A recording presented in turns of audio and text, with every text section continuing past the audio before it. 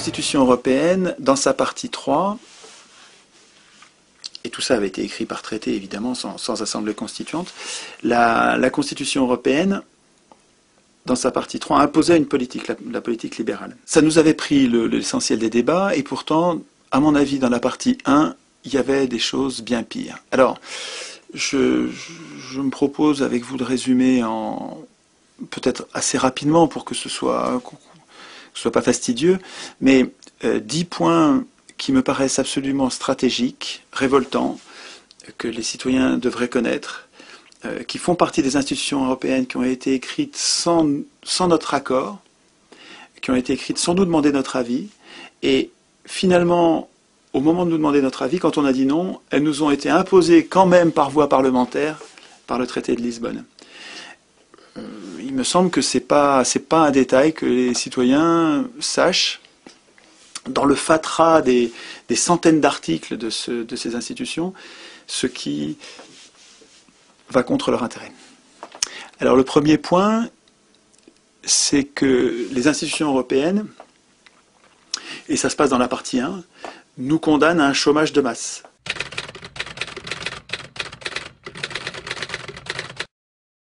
Et c'est pas écrit comme ça, bien sûr. Bien sûr, dans les institutions européennes, on ne dit pas les institutions garantissent que le chômage sera à un haut niveau. Si c'était écrit comme ça, on aurait des révolutions. Non, c'est plus malin. Dans la partie 1 est prévue une banque centrale indépendante qui n'a donc d'ordre à recevoir de personne parmi les gens que vous élisez. Vous pouvez voter à l'extrême gauche, à l'extrême droite, au centre, où vous voulez. La banque centrale n'a plus aucun compte à rendre à ces gens que vous élisez, que ce soit chez vous ou en Europe. Et la mission, et ce qui va avec, c'est que la mission de cette banque, mission exclusive, prioritaire, la mission de la Banque Centrale Européenne, c'est de lutter contre l'inflation. Or, tous les banquiers du monde savent que mettre la priorité sur la lutte contre l'inflation, ça va se payer en chômage des plus défavorisés, des plus faibles. Alors, il y a plein de bouquins là-dessus, il y en a 2 quand même à connaître. Un premier livre de Fitoussi qui date de 2005, je crois. Oui, janvier 2005. Donc ce livre est paru pendant la campagne, La politique de l'impuissance. Ce livre-là, Fitoussi n'est pas du tout un révolutionnaire, c'est quelqu'un de très très très modéré, tempéré, c'est un économiste intéressant, et c'est lui qui explique, qui utilise ces mots-là en disant tous les banquiers du monde savent que quand ils font le pari quand ils suivent l'objectif de lutter contre l'inflation, ça se paye en chômage. Quand Fitoussi le dit, je pense qu'on pourrait le dire de façon plus radicale et plus virulente et plus révoltée. Comment est-ce qu'on sait... Alors, par quel mécanisme est-ce que, en luttant contre l'inflation, on le paye en chômage et inversement? Alors, il faut savoir que les économistes s'empaillent entre eux sur ce sujet. Il faut savoir aussi pourquoi ils s'empaillent. Et il faut comprendre qui sont les économistes. Alors, je commence par ce qui me paraît le plus important. Dans la réflexion des économistes, l'un d'entre eux, qui s'appelle Phillips, a établi par l'observation, il n'a pas expliqué pourquoi c'était comme ça, mais sur un siècle de statistiques, il a observé que les périodes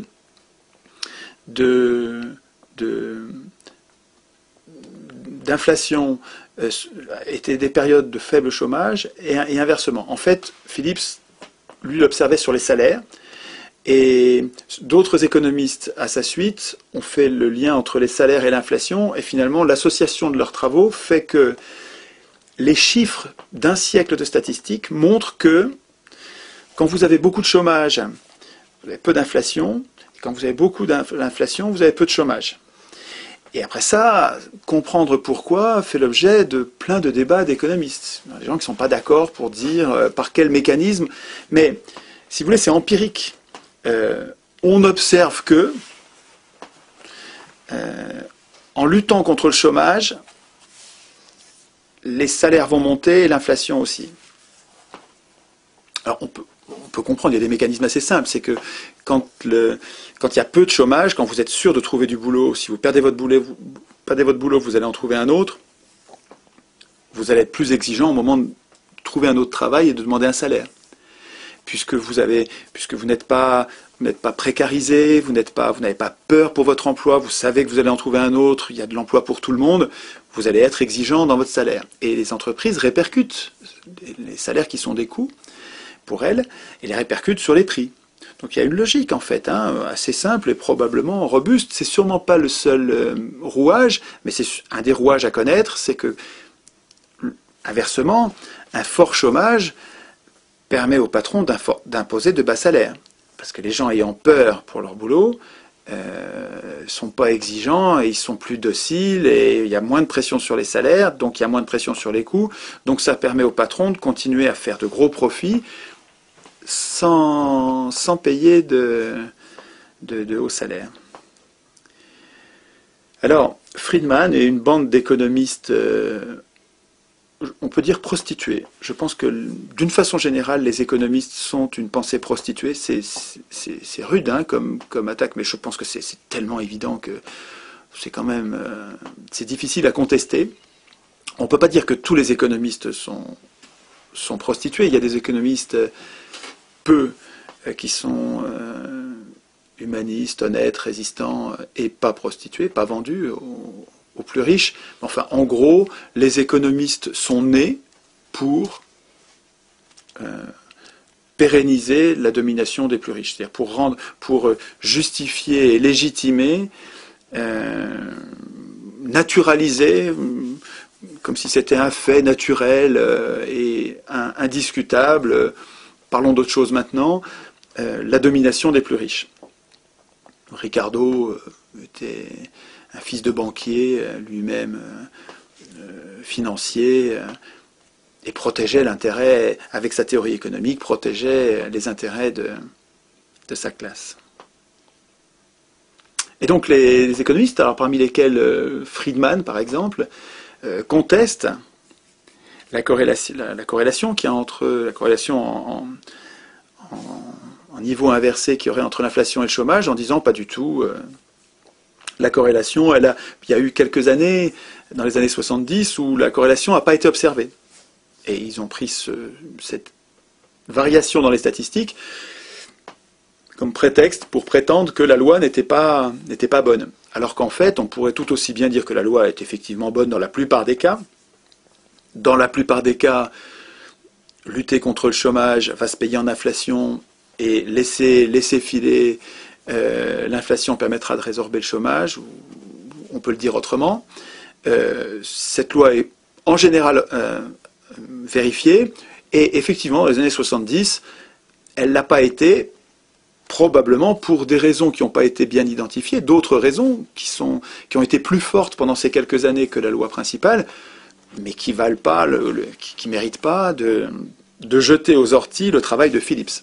Alors le petit livre que je vous conseille, qui est écrit par Liem Wang Ngoc, c'est vraiment difficile à mémoriser et à prononcer, mais qui est un bon économiste, un jeune homme qui fait un travail vraiment passionnant sur d'autres sujets aussi. Et là, ce livre s'appelle Le fabuleux destin de la courbe de Phillips. Donc ça, c'est un bon petit livre qui permet de rappeler le travail de Phillips, et puis ensuite la bagarre idéologique parce que c'est vachement important pour le patronat de ne pas laisser dire qu'il faut choisir entre inflation et chômage, et que finalement le choix de société sur le plan économique c'est inflation ou chômage, parce que eux, ce qu'ils veulent c'est du chômage. Ils savent que c'est lié, mais c'est inavouable, que l'inflation ronge leur tas d'or, alors que les travailleurs et les entreprises, les travailleurs ne sont pas gênés par l'inflation. Si vous avez une indexation, Maurice Allais, prix Nobel d'économie, défend l'idée de l'indexation générale des salaires, des loyers, des emprunts sur l'inflation, de façon à ce que personne ne soit pénalisé, de façon à ce que l'unité de mesure monétaire ne soit pas variable. Imaginez qu'un mètre changerait de taille, le mètre étalon changerait de taille sans arrêt, ce serait très compliqué pour toutes les mesures. Et bien, de la même manière, une monnaie doit avoir une valeur stable pour que les acteurs aient des repères fiables. Et donc, dans un contexte d'indexation générale, si les salaires varient avec l'inflation, vous n'avez rien à craindre de l'inflation. Vous avez un bouclier qui vous protège contre l'inflation. Et si les loyers sont indexés sur l'inflation, ben les propriétaires qui louent leurs immeubles sont protégés contre l'inflation. Mais alors finalement, qu'est-ce que ça pénalise l'inflation? Ben ça pénalise ceux qui ont du cash, ceux qui ont beaucoup d'argent, notamment de la monnaie fiduciaire, en grande quantité. Alors là, cette monnaie-là, elle perd de la valeur. Elle perd beaucoup de valeur si vous avez 15%, 10%, 15% d'inflation. Là, ces gens-là, c'est un très très petit nombre de personnes. Hein. Il y a très peu de gens qui ont beaucoup de cash, quoi. Beaucoup de cash au point d'en faire un vrai sujet d'inquiétude, il y en a très peu. Alors, est-ce que ces gens-là, est-ce que l'intérêt de ces gens-là est à privilégier par rapport à l'intérêt général? Il me semble que non.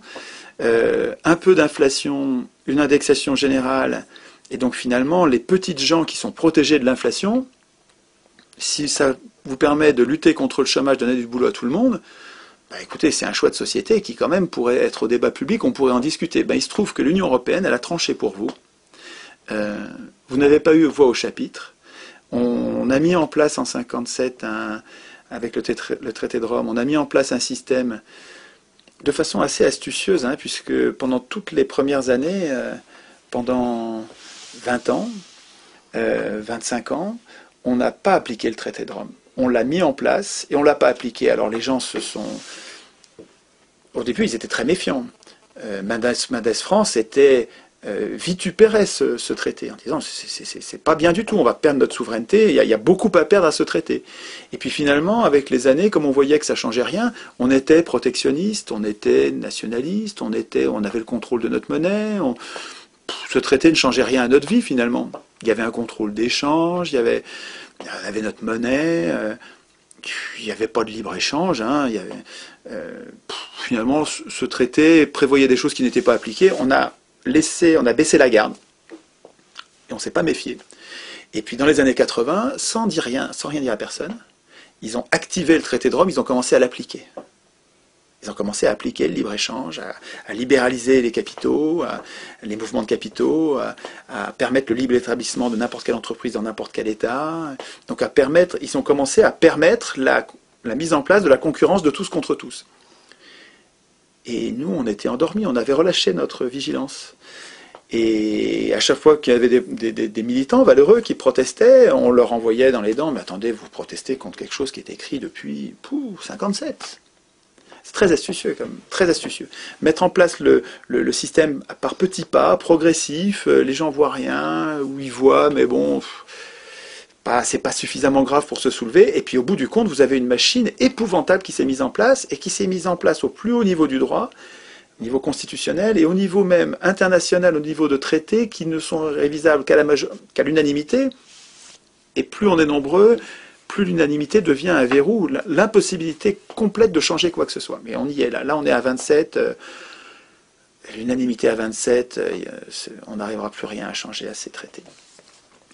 Et donc, pour reprendre le fil de ce que je disais, le premier point haïssable, vraiment haïssable, un sujet de révolte, un sujet de révolution, est l'institutionnalisation du chômage, l'obligation constitutionnelle, la condamnation au chômage de masse. Je trouve ça quand même gravissime. C'est-à-dire que la politique monétaire est capable d'influer sur le rapport inflation-chômage, avec le jeu sur les taux d'intérêt et sur la production de monnaie. Le choix qui a été fait par les oligarques, c'est le chômage de masse et l'inflation minimum. Ce qui va ensemble. Et ils ne vous ont pas dit chômage de masse, ils vous ont dit inflation minimum en vous disant que c'est pour protéger les plus faibles. Bullshit. C'est pas pour protéger les plus faibles, c'est pour protéger les plus riches.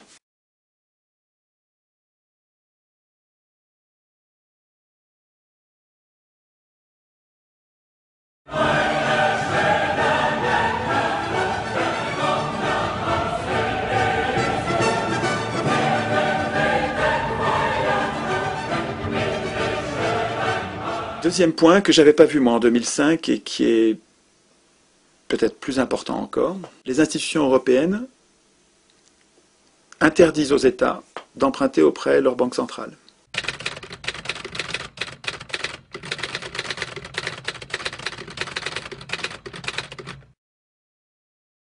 Alors pour un humain normal, ça n'a pas de sens, ça veut rien dire.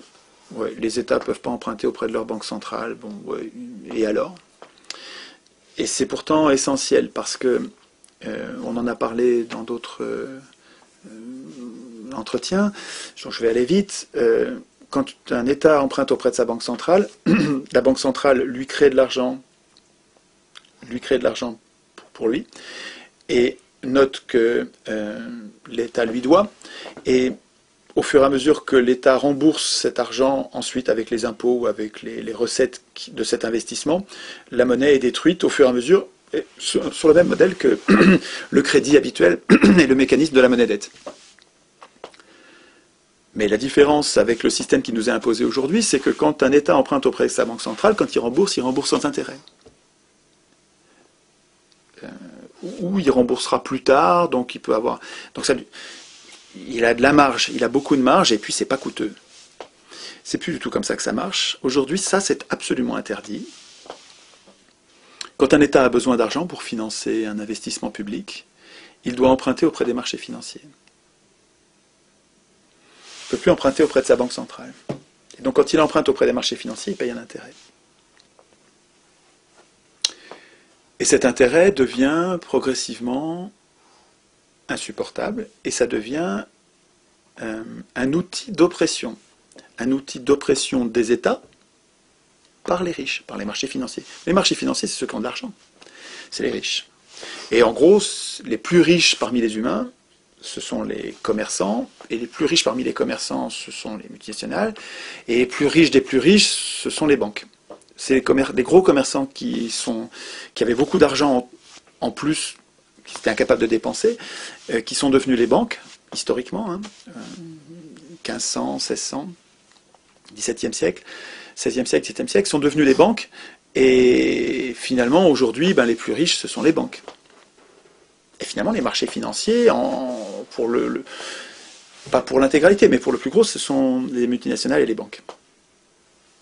Ça veut dire que les États, par le mécanisme de l'Union européenne, par le mécanisme de l'article 104 de Maastricht qui interdit aux États de créer eux-mêmes leur monnaie et qui donc leur impose d'aller chercher l'argent où il y en a, c'est-à-dire dans les pattes des plus riches, cet article 104 de Maastricht qui est devenu l'article 123 de Lisbonne, est un outil qui met les États en servitude par rapport aux plus riches. Ça n'a rien à voir avec l'intérêt commun, rien à voir avec l'intérêt général. C'est le contraire, c'est une trahison, c'est un sabordage absolu. Ça date de Maastricht, ça date de 92. Moi j'ai voté oui à Maastricht, je ne savais pas ça du tout. On n'en a absolument pas parlé en 92. En 92, on nous parlait de la monnaie unique, on nous parlait de l'euro, on ne nous parlait pas du tout de l'article 104. Il n'y a jamais eu de débat public là-dessus. On s'est fait enfumer. Enfumer. On s'est fait rouler. C'est une trahison. Une trahison absolue. Il n'y a pas d'autre mot. Et même en 2005, moi, je n'étais pas au courant, donc on n'en a même pas parlé en 2005 non plus. On en a parlé après. Donc, depuis, là, ça fait maintenant, depuis 2006, ça fait 5 ans. On travaille beaucoup là-dessus. Et on s'aperçoit que dans tous les pays du monde, en tout cas dans beaucoup de pays du monde, dans tous les pays importants, les États ont abandonné la création monétaire aux banques privées. Et la dette publique augmente depuis. À chaque fois, la dette publique augmente dans des proportions extravagantes. Et finalement, le mode opératoire est le même qu'avec les pays du tiers-monde, qui ont été mis en coupe réglée, pillés par les multinationales et les banques, avec le même mode opératoire. On commence par l'endetter. On lui fait miroiter des dépenses publiques qui sont soi-disant très importantes, un barrage, des lignes, des voies ferrées, des grands travaux gigantesques. certes utile, et encore souvent, quand on observe pour les pays sous-développés, c'est utile à quelques multinationales pour aller piller leurs ressources, leurs matières premières dans les mines. Enfin, je ne développe pas. Mais en tout cas, on se débrouille en faisant miroiter de l'aide, en disant on va vous aider, on va vous prêter à des bateaux, on va vous donner aussi, on va vous aider personnellement. On engage le pays sous-développé à engager de très grosses dépenses, créer cette dette, et une fois que la dette est engagée, alors là, on obtient en échange tout. La privatisation de tous les services publics, l'abandon des matières premières à vil prix, la bérésina pour les peuples en question. Et le mode opératoire qui est décrit très bien dans Les Confessions d'un assassin financier de Perkins est extraordinaire, c'est absolument révoltant. Ce bouquin-là, c'est un... Et puis alors, ce qui est terrible, c'est qu'on observe le mode opératoire pour les pays sous-développés, mais on retrouve le goût de la Grèce, du Portugal, et puis bientôt de la France, évidemment. C'est-à-dire qu'après avoir copieusement pillé tous les pays sous-développés, les banquiers, maintenant, s'en prennent aux pays développés, puisqu'ils ont réussi à corrompre les systèmes politiques jusqu'à la moelle.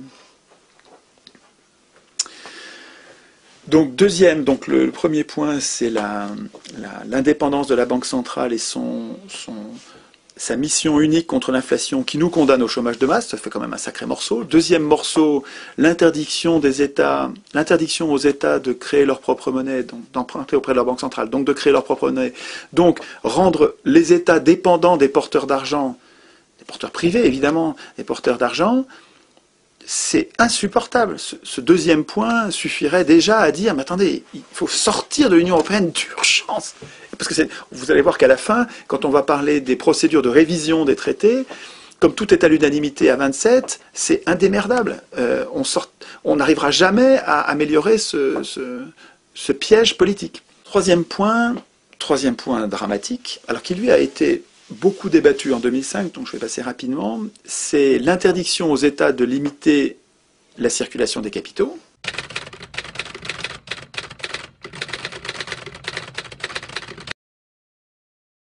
Je répète, interdiction aux États de limiter la circulation des capitaux. Ça veut dire que un État qui déciderait de ne pas laisser faire n'importe quoi en matière de capitaux serait, par ces traités félons, dans l'illégalité. Et puis, ce qui va avec, donc je le mets dans le même point, mais ce sont des dispositions différentes, mais elles vont ensemble, elles sont faites pour faire un effet de tenaille, un effet d'étranglement, liberté d'établissement. C'est-à-dire que non seulement les capitaux peuvent circuler, mais les entreprises aussi peuvent s'implanter librement dans les différents États. Ces deux dispositions, en fait, sont là encore un outil d'impuissance des États par rapport aux puissances privées, par rapport aux entreprises privées, notamment les plus grosses. Priver ainsi les États de leur possibilité de régulation et de police des capitaux, c'est totalement antidémocratique. C'est véritablement, quand on se demande comment des représentants qui nous représentent, qui devraient normalement représenter l'intérêt général, on se demande comment ils ont pu penser, élaborer, imposer des normes et des règles qui sont aussi contraires à l'intérêt général. Et en fait, on comprend mieux quand on essaye de voir qui voulait ce projet, qui a financé ce projet, qui soutient mordicus ce projet, qui a intérêt à ce projet. Et c'est édifiant quand on comprend que l'Union européenne a été voulue, financée, a été défendue par les mêmes qui ont financé Hitler et Mussolini. Les mêmes, pour les mêmes raisons, pour avoir des bas salaires, pour venir à bout des républiques, à bout de ce qu'on appelle la démocratie, qui à mon avis n'est pas une démocratie. On a fait d'autres réunions là-dessus. On ne vit pas en démocratie, on vit en oligarchie. Mais ce qu'on appelle les démocraties, c'est quand même des oligarchies tempérées par un semblant de parlementarisme qui limite un peu les dégâts quand même. Mais même ça, pour les grands patrons, c'est trop. Et ils veulent la peau, de la Révolution française et de ses enfants, de ses successeurs. Ils appelaient la République la gueuse dans l'entre-deux-guerres. Et Hitler et Mussolini, donc le fascisme à la papa, servait à, parce qu'aujourd'hui c'est un nouveau fascisme, bien plus malin, quoi, hein, servait à venir à bout ils appelaient ça de la gueuse, venir à bout des républiques.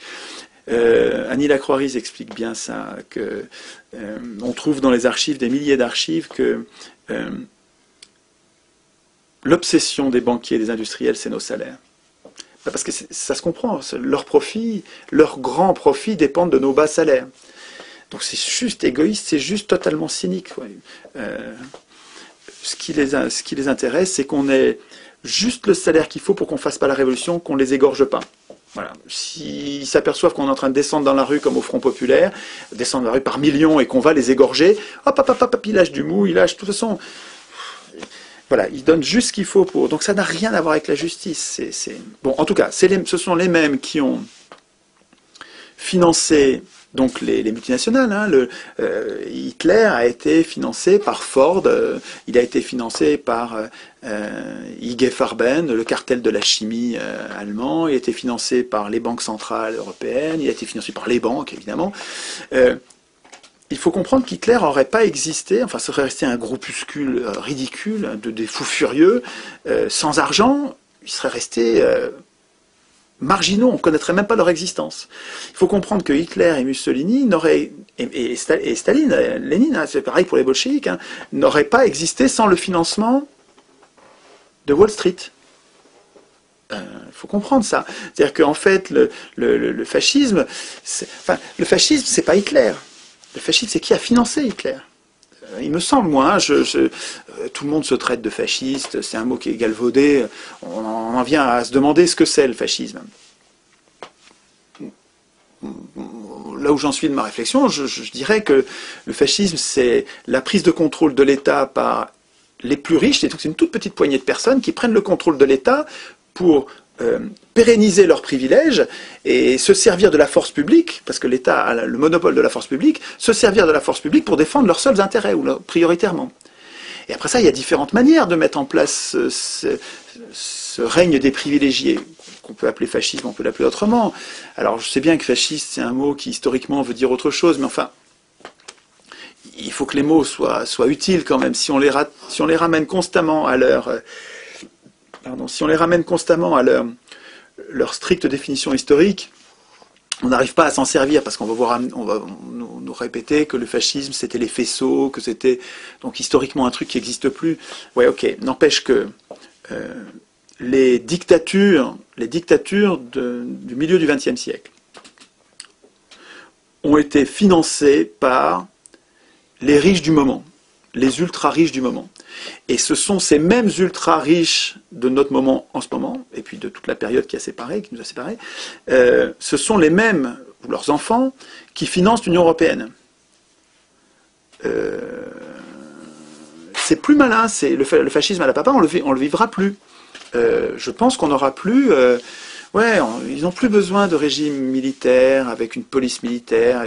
C'est plus nécessaire, ils ont trouvé quelque chose de bien plus malin. L'élection, c'est fabuleux pour les riches. Hein. C'est génial. Et puis, je veux dire, le simple fait que l'élection, que le suffrage universel soit défendu, d'abord a été institué par Napoléon III en France, Bismarck en Allemagne, ça devrait nous mettre la puce à l'oreille. Le fait que, ça devrait nous inciter à la défiance. Le fait que le suffrage universel soit défendu par tous les MEDEF du monde, par toutes les multinationales du monde, qui soutiennent le suffrage universel. Ça devrait nous mettre la puce à l'oreille. Et le fait que depuis 200 ans de pratique de l'élection, les riches ont toujours gouverné.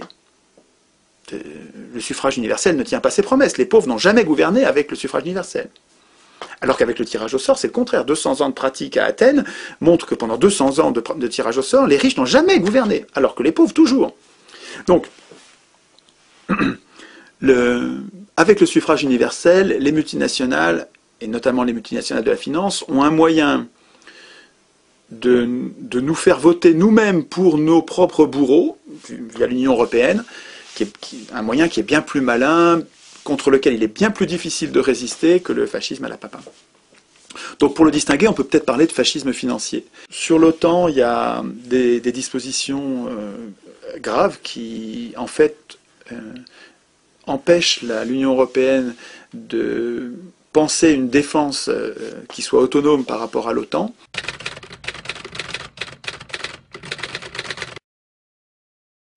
Alors on nous explique qu'évidemment, chacun des pays faisant déjà partie, une bonne partie faisant partie de l'OTAN, on ne pouvait pas les obliger à se désolidariser de l'OTAN. Bon, certes, il reste que les plus grands pays de l'Union européenne étant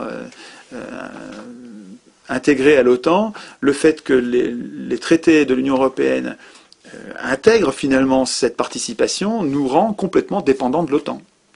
Et il y a des mécanismes d'intervention, donc de guerre obligée, et même nucléaire, dans les traités qui sont absolument révoltants. C'est-à-dire que si on appliquait ces mécanismes dans les situations qui sont prévues, on serait obligé d'envoyer un feu nucléaire préemptif, agressif, pas défensif. Je ne développe pas, mais sur ce sujet-là, il pourrait y avoir un débat, il n'y en a pas eu. Les institutions européennes mettent entre les mains des ministres et des présidents, qui sont des exécutifs dans les pays d'où ils viennent, mettent dans leurs mains le pouvoir législatif.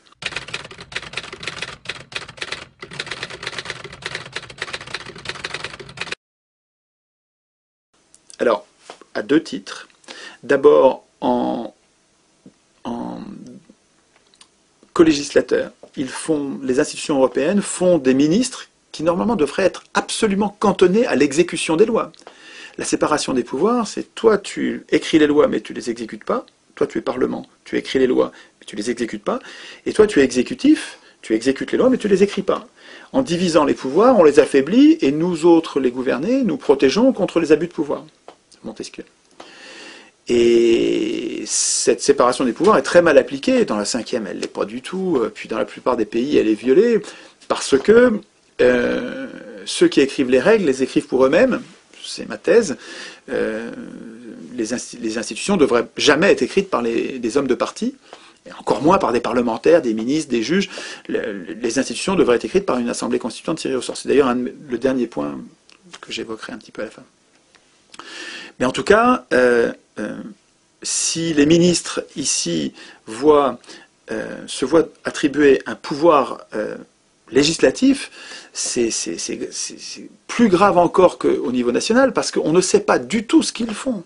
Il faut se rendre compte qu'on a déjà du mal à surveiller ce que font nos parlementaires et nos ministres au niveau national, à la petite échelle de la nation, mais alors au niveau européen, est-ce que vous savez ce que sont en train de négocier pour vous, vos ministres, dans le cadre de l'Union européenne? Est-ce que vous savez? Est-ce que vous vous en occupez?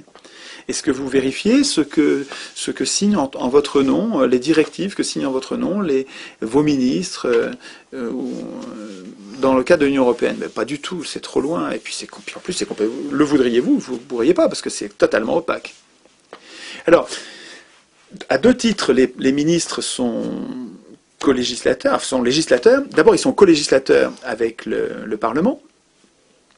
Donc le Parlement est complètement, en fait, infantilisé. Le Parlement ne peut écrire aucune loi tout seul. Il est accompagné des ministres qui doivent être d'accord pour que ça passe. En plus, le Parlement n'a pas l'initiative des lois. C'est complètement extravagant. C'est la Commission. Alors il y a des arguments bidons pour justifier que la Commission soit ainsi... La Commission n'est pas élue, hein, donc la Commission, c'est des technocrates. C'est profondément oligarchique. Donc là, déjà, les ministres sont co-législateurs, mais en plus, il y a deux techniques de production de normes obligatoires de portée générale et illimitée dans le temps, donc c'est extrêmement dangereux pour nous. Hein. Une constitution, ça sert à éviter que de tels outils juridiques ne soient hors contrôle. Or là, ils le sont totalement. Donc, autre technique de production de normes obligatoires, les actes non législatifs et les procédures législatives spéciales. c'est des noms qui suggèrent rien. Je dis, qu'est-ce que c'est que ce truc-là? Ben, je vous dis, en français, c'est des lois sans parlement. Des lois sans parlement. Et sur quel sujet? Oh, des bricoles. Des bricoles. Le marché intérieur. Une bonne partie de la fiscalité. La concurrence. Tous ces sujets-là, le Parlement n'en voit pas la couleur.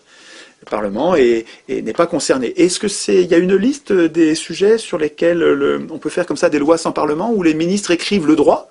Donc les ministres, ceux qui vont appliquer les lois, eux, quand ils retirent leur costard de ministres européens, ils retournent chez eux, et donc de co-législateurs, ils retournent chez eux dans leur pays d'origine, ils réendossent leur costume d'exécutif, et ils font appliquer les lois qu'ils ont eux-mêmes écrites au niveau européen. Donc on est en pleine confusion des pouvoirs. Et tout ça en rendant pratiquement, concrètement, en ne rendant aucun compte. Et donc il y a une liste des sujets? Pas du tout. Vous voulez savoir la liste des domaines de ces lois sans Parlement? Eh bien, il va falloir que vous tartiniez les centaines d'articles en cherchant les procédures législatives spéciales, les actes non législatifs, et puis vous apercevez que c'est un acte non législatif, ça. Mais attends, mais c'est énorme, quoi. Hein. Pourquoi est-ce que ça a été retiré au Parlement? Est-ce qu'on nous explique? Est-ce que vous vous souvenez d'avoir eu un débat sur des lois sans Parlement à l'occasion du débat sur les institutions européennes? Bon, ça n'a jamais parlé, mais c'est dans la partie 1, ça. Hein. Dans la partie 1, sont programmées des lois sans Parlement. Il me semble que ça vaudrait le coup d'un débat public.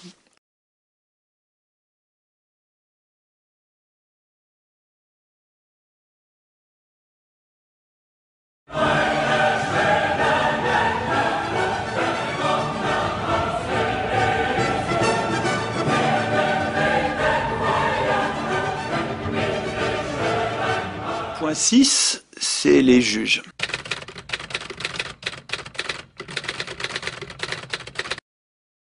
Les juges, vous savez, dans l'organisation classique, qui à mon avis pourrait encore être améliorée, mais dans l'organisation classique de Montesquieu, les juges étaient le troisième pouvoir. Et les trois pouvoirs, dans l'idée de Montesquieu, c'était de les trianguler pour qu'ils se surveillent mutuellement, de façon à ce qu'aucun n'abuse. Et donc il ne faudrait surtout pas qu'un acteur contrôle à la fois l'exécutif, le législatif et le judiciaire. Pour Montesquieu, et puis avec du bon sens, on comprend que ce serait terrifiant pour les gouverner. Parce qu'on serait dans une situation de monarchie, en fait, avec quelqu'un qui a tous les pouvoirs. Quand vous regardez notre président de la République, donc il y a donc le pouvoir exécutif, le pouvoir d'exécuter, donc le contrôle de la police, de l'armée, qui a le contrôle du législatif, puisque sa majorité présidentielle, c'est des larbins. Des larbins. Ces gens-là, les parlementaires dans le régime de la 5e, ces gens-là sont élus. Pour être élus, il faut qu'ils soient candidats. Pour être candidat soutenu par un parti, il faut qu'ils aient l'investiture du parti. Or, le président du parti qui donne les investitures, c'est le président de la République. Donc c'est le même bonhomme qui a dans ses mains l'exécutif et qui en même temps décide de l'investiture ou de la non-investiture à la candidature. Donc le droit à candidater, le droit à être candidat, donc à être réélu. Donc c'est lui qui décide, c'est le président qui décide de la survie politique des parlementaires, de la majorité des parlementaires. Un enfant comprend l'état de dépendance des parlementaires par rapport au président de la République. Donc ça, c'est une monarchie. On est déjà dans la confusion des pouvoirs législatifs et exécutifs. Parce que le Parlement est au moins, on va dire, sous influence, mais c'est beaucoup plus grave que ça. Il est sous influence du président de la République. Donc, en fait, la République, là, elle est déjà sous l'influence d'un parti et beaucoup plus gravement d'un homme, du chef du parti. C'est totalement oligarchique, mais c'est dans le génome de l'élection. Hein. L'élection, elle va être gagnée que par des gens qui se groupent, donc par des partis, et les partis, mécaniquement, sont dominés par leur chef. 1911, hein, c'est un vieux livre, excellent, d'actualité, pose des problèmes qui restent d'une actualité brûlante. Les humains ont besoin de chefs, les humains ont une adoration, un besoin d'adorer, un besoin de vénérer, un besoin de suivre un chef. La plupart des gens ne sont pas des leaders. Ils aiment choisir un chef et le suivre. C'est très intéressant ce que dit ce gars-là. L'élection, à mon avis, dans son génome, elle porte la domination d'un chef, du parti victorieux. Et c'est ce qu'on voit dans la 5e, hein, complètement ce qu'on voit dans la 5e. Alors, je continue, je reviens à mes juges. Dans une organisation des pouvoirs équilibrés où les pouvoirs sont séparés, il y a aussi les juges, donc qui sont le troisième pouvoir. Et quand vous voyez que notre président de la République s'en prend aux juges frontalement, quand le chef de l'exécutif en France parle de supprimer les juges d'instruction, parle d'affaiblir les juges à tout propos, de les ruiner en fait, de leur donner aucun crédit, donc ils sont complètement débordés les juges, donc de les discréditer en disant regardez ça marche pas, c'est en retard, tout ça relève d'une politique, une stratégie, ils peuvent le nier, ils peuvent pousser des cris d'orfraie en nous traitant de populistes, ou de complotistes, ou de conspirationnistes, que sais-je, quelle autre bêtise. Les faits, c'est que les pouvoirs publics en France sont en train de ruiner la justice française, de la maltraiter, de lui donner pas assez d'argent pour qu'elle puisse pas faire son boulot, et finalement de rendre la justice incapable de nuire. De nuire à qui? De nuire à l'exécutif. Parce que on pourrait imaginer une justice qui soit capable de faire du mal à l'exécutif, de le surveiller, de le traquer, de le punir. Mais là, vous savez comment marche la Cinquième. Vous savez que dans la Cinquième République, il y a un procureur de la République, qui est un subordonné du chef de l'État, un subordonné du ministre de la Justice, donc du président de la République. Donc il est aux ordres, c'est pas un juge. Le procureur de la République, c'est pas un juge, c'est un fonctionnaire. Et ce gars-là peut décider de l'opportunité des poursuites ou de la non-opportunité des poursuites. C'est dingue. Ce gars-là peut dire non, ça c'est pas la peine. Et vous savez quand est-ce que sont appliqués les non-lieux? Donc les cas dans lesquels un procureur dit il n'y a pas opportunité de poursuite. Non, c'est pas la peine. Bah, c'est pratiquement tout le temps des politiciens ou des industriels, des notables. Quand des notables vont être punis, non-lieu. Ça sert à ça. C'est profondément injuste. C'est profondément injuste. C'est monarchique. C'est l'Ancien Régime. Bon, en tout cas, le troisième pouvoir que pourrait constituer la justice en France, c'est quand même... Bon, il y a des juges valeureux qui résistent, hein, il y a des Portelli, il y a des gens formidables qui résistent hein, dans la justice, il y a des pointures, hein, heureusement. Puis quand ils sont pas contents, ils s'expriment très très bien, ils savent le dire. Heureusement, bon, c'est pas fini, hein, la bagarre est pas finie. Mais bon, il y a un vrai danger de tyrannie hein, avec l'affaiblissement de la justice. Il faudrait qu'on ait une justice indépendante. Elle l'est pas en France. Et c'est ce qu'on nous renvoie dans les dents quand on proteste contre la dépendance. Je dis bien la dépendance, pas l'indépendance. La dépendance des juges européens envers les exécutifs qui les nomment.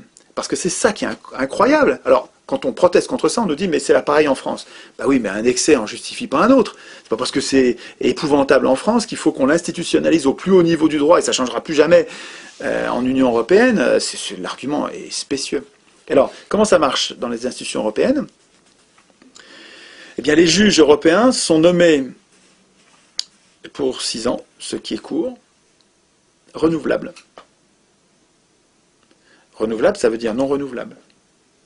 Ça veut dire que les juges européens dépendent pour leur carrière des exécutifs qui vont avoir à juger. Et ça marche, nulle part ça marche comme ça. Ça, c'est une justice qui n'en est pas une. Si les juges dépendent, ils vont pas être sévères. Ils vont pas être sévères envers les exécutifs pour qui dépendent de leur carrière. Alors on me répond que comme ils sont plusieurs, c'est pas si facile d'avoir des juges dociles. C'est connerie. C'est pas sérieux. Si vous désignez des juges européistes, des juges eurolâtres, si vous désignez des juges qui sont mondialistes, des juges qui sont libéraux, des juges qui sont...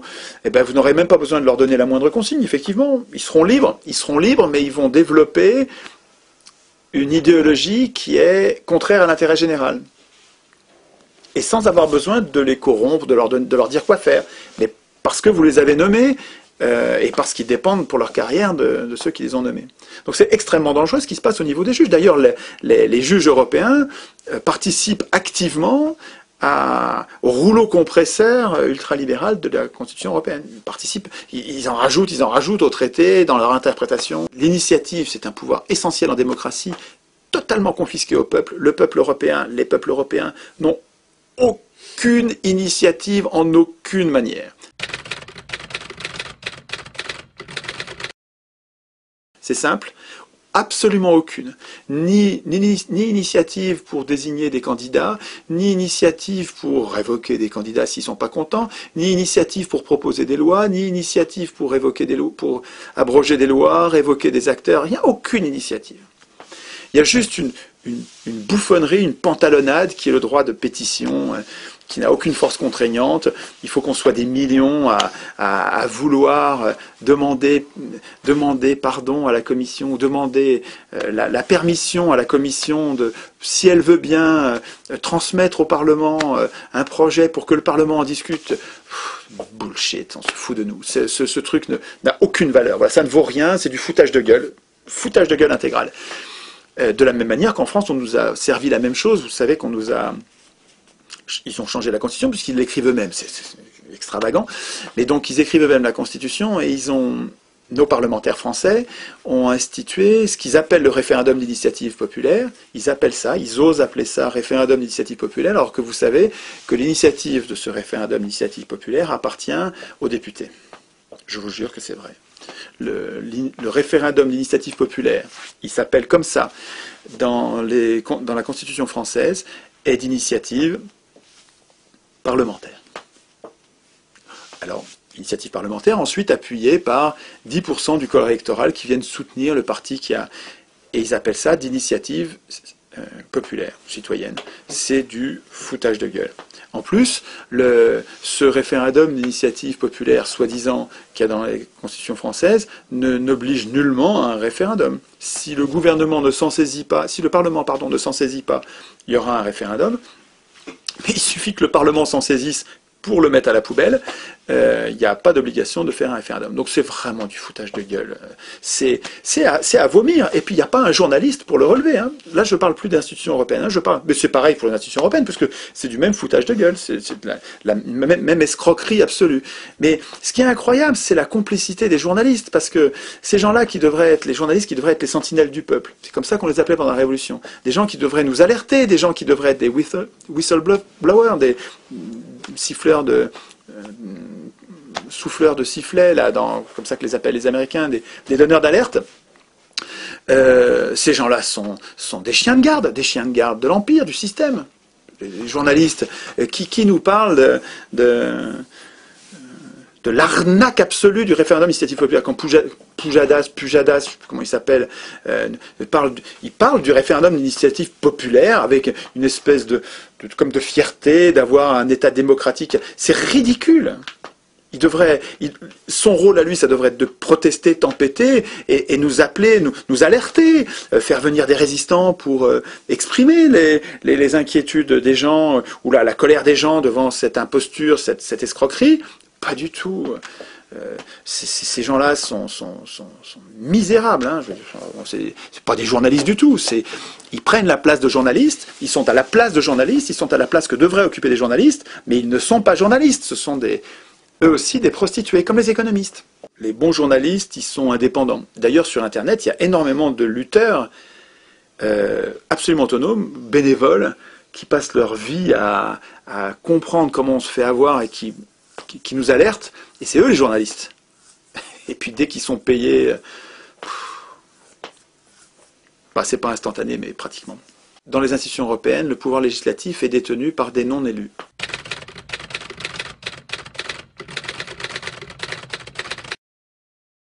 Et nos élus n'ont pas de pouvoir, et ceux qui ont du pouvoir, ce sont des non-élus.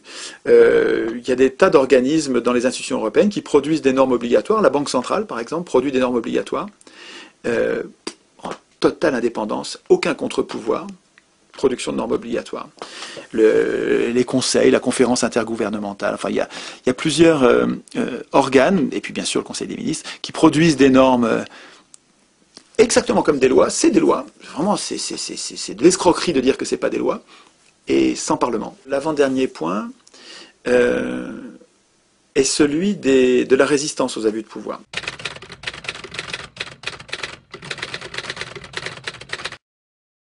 Il me semble que les citoyens devraient savoir qu'une constitution, à quoi ça sert? Ils devraient savoir qu'une constitution, c'est pas un moyen d'organiser les pouvoirs. Les pouvoirs n'ont pas besoin de nous pour s'organiser. La constitution, c'est un moyen d'affaiblir les pouvoirs. Les pouvoirs sont dangereux, les humains le savent depuis des milliers d'années. Il est question de chercher comment protéger le plus grand nombre des humains contre les abus de pouvoir. Voilà à quoi sert une constitution.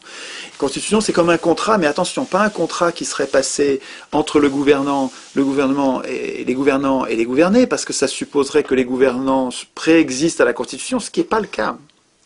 La constitution, c'est un contrat passé entre les gouvernés et les gouvernés, pour établir ensuite des gouvernants, mais sous contrôle. Il est donc essentiel que, et c'est mon dernier point, que ceux qui écrivent la Constitution soient désintéressés, ne soient pas ceux qui vont être affaiblis par la Constitution, sinon ils vont tricher. Si vous laissez les parlementaires écrire la Constitution, ils vont pas prévoir de vrais contrôles, ils vont pas prévoir de vraies sanctions, ils vont prévoir des contrôles factices. Donc, l'avant-dernier point qu'il faut souligner sur les institutions européennes, c'est qu'elles ne prévoient aucun moyen de résister. Cherchez, pour moi j'ai passé des milliers d'heures là-dessus, chercher dans les institutions un moyen pour nous, simples citoyens, comme le feraient les Suisses, puisque les Suisses, vous savez qu'un citoyen suisse peut se lever en appelant les autres à voter un référendum pour abroger une loi, pour imposer une loi, pour même changer la Constitution. Ils ont gardé l'initiative, les Suisses. Est-ce qu'il y a l'embryon de ça dans les institutions européennes? Rien. Il n'y a rien. Voilà. Dans les institutions européennes, il n'y a aucun moyen de résister aux abus de pouvoir. Repassez-vous cette phrase, s'il vous plaît, dans la tête, parce que c'est extrêmement important. Dans les institutions européennes, vous n'avez plus aucun moyen de résister aux abus de pouvoir. C'est dramatique. Tant qu'il n'y a pas d'abus de pouvoir, on ne s'en aperçoit pas. Et puis quand les abus de pouvoir commencent, quand ils commencent à vous détruire la retraite, quand ils commencent à détruire la Sécu, quand ils commencent à détruire tous les services publics de santé, de transport, d'énergie les uns après les autres, c'est trop tard. Je vous dis, il n'y a pas de moyen de résister. On est dans un piège politique, les institutions européennes sont un piège politique, voulu par... Ah oui, tiens, on pourrait se rappeler de ça. Voulu par qui? Ah ouais, voulu par des multinationales. Tiens, ouais. Et les multinationales, est-ce qu'il faut confondre leur intérêt avec l'intérêt général? Peut-être pas. Peut-être que c'est pas tout à fait le même. Et alors, voulu par donc les institutions européennes qui nous privent de tout moyen de résister. Ah ouais, tiens, ça me rappelle quelque chose, ça. Quand Hitler et Mussolini supprimaient les syndicats, supprimaient les moyens pour les gueux de résister un peu à l'oppression des riches. Ah ouais, c'était... Qu'est-ce qui finançait Hitler et Mussolini? Ah bah c'était aussi des cartels, des multinationales, des banques. Ah ouais, ça a un air de famille quand même. Hein. C'est plus malin, c'est moins voyant, c'est moins brutal. C'est brutal quand même. Je ne vois pas d'argument pour rester dans les institutions européennes. Dans le débat qu'il y avait en 2005 pour le oui ou pour le non, là, les tenants du oui n'avaient que des belles promesses vides d'arguments, vides de preuves, en nous disant l'Europe c'est la paix. Mais c'est pas vrai. L'Europe, ça n'a pas empêché qu'on aille bombarder les Serbes. Les Serbes, nos alliés de toujours, un pays, avaient bombardé les populations civiles en Europe. La paix. Vous êtes sûr que ça va garantir la paix? Alors que l'Europe organise, institutionnalise la guerre économique. Mais attends, la guerre économique, c'est une vraie guerre, une guerre épouvantable, hein, qui fait des malheureux partout. Bon, c'est pas des bombes au phosphore, mais c'est des millions de personnes au chômage, dans la misère noire. Le dernier point, parce qui ouvre sur une solution en fait. Hein. Le dernier point, c'est j'ai pas parlé de la révision, de l'impossibilité de réviser les textes. C'est un des points. J'ai dû passer dessus sans. Oui, voilà, c'est l'avant-dernier point, c'est celui-là, c'est les révisions. Il faut comprendre, je serai rapide là-dessus, que les institutions européennes ne peuvent être modifiées qu'à une triple unanimité. À 27, c'est insurmontable. Voilà, ça n'arrivera pas. Ça n'arrivera pas. Ouais, je pense que ça n'arrivera pas. Et sans référendum. C'est-à-dire qu'en fait, en signant pour des institutions, même par référendum, en imaginant qu'on ait dit oui, en signant par référendum des institutions dans lesquelles on peut les changer ensuite sans référendum, on fait exactement un chèque en blanc. C'est-à-dire qu'on dit, ok, allez-y, maintenant vous faites ce que vous voulez, vous pouvez les changer. Maintenant, on a voté ce que vous nous avez donné à signer, et puis ensuite, vous allez pouvoir changer ce que vous voulez sans référendum. C'est-à-dire que c'est exactement un chèque en blanc. Un chèque en blanc a des crapules. Donc c'est complètement fou. Et puis même quand on dit non, ils le font quand même. On est dans les mains de crapules. Source de tout ça, c'est la même cause que dans nos institutions. C'est le processus constituant.